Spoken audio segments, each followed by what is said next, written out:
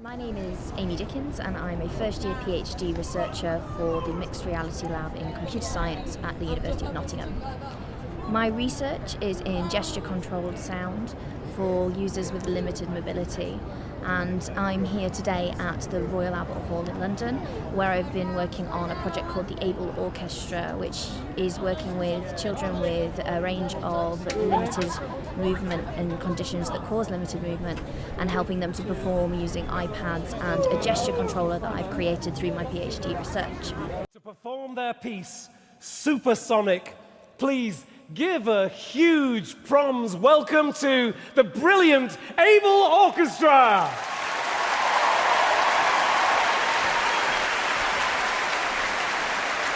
The Able Orchestra project was introduced to me through the FAST project, which is fusing audio and semantic technologies for intelligent music production and consumption. It's a project that's run with several universities and partners, including the University of Nottingham.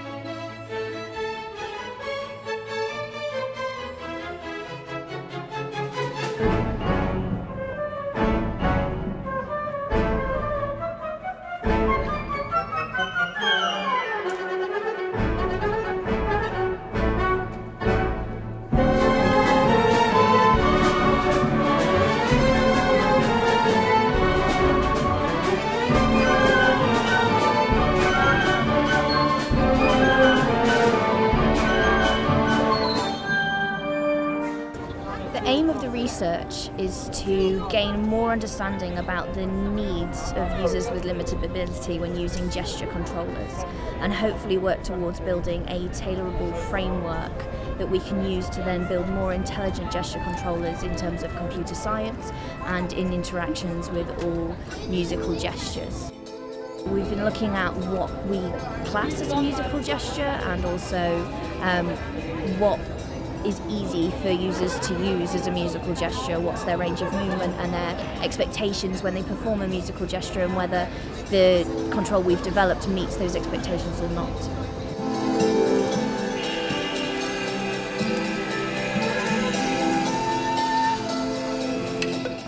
Well, I think it's an experience that's second to none.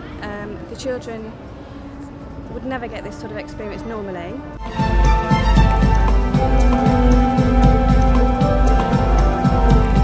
I think they're having an amazing time. I think it's a real eye-opener to be part of such a huge thing like this enormous prom with all the people working backstage in sound lighting, the kind of people on their headphones, and it's such a large concert, this one. So I think that's quite an amazing thing for them to see.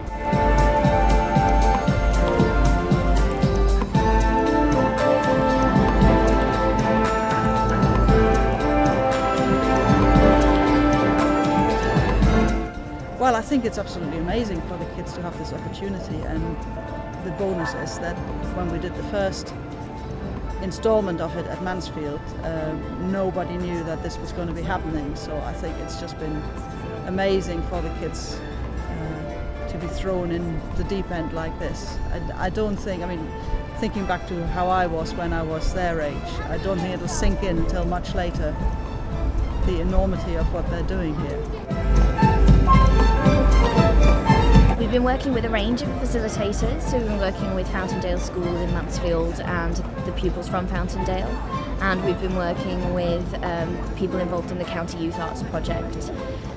All of these people have helped to facilitate the project, and the research coming from that has helped us to understand these kind of musical interventions and what happens in them, how we can use gesture control to help facilitate better interactions, and how we can do things to make gesture controllers more tailored for the individual. It's a fabulous way for the students to access sound without actually being able to necessarily play an instrument to any particular grade. So especially for the kids with special needs, to have such amazing scope and volume on what they do must be very powerful, empowering for them.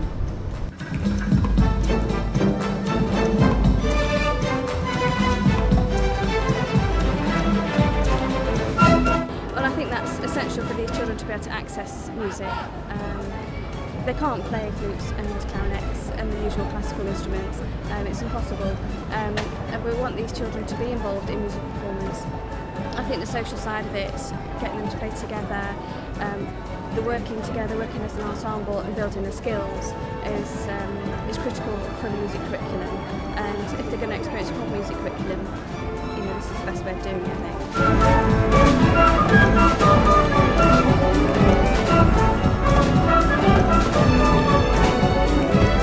Being a music coordinator, I'm hoping to take the project forward.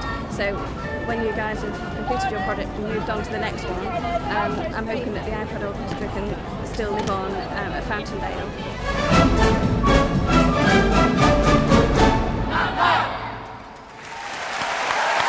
It's been a real privilege to be involved in a project like the Able Orchestra, as it's brought new opportunities for the young people and fantastic opportunities in terms of performing at the Royal Albert Hall in front of a large audience, and seeing these kind of interactions live and first hand is really crucial to the research.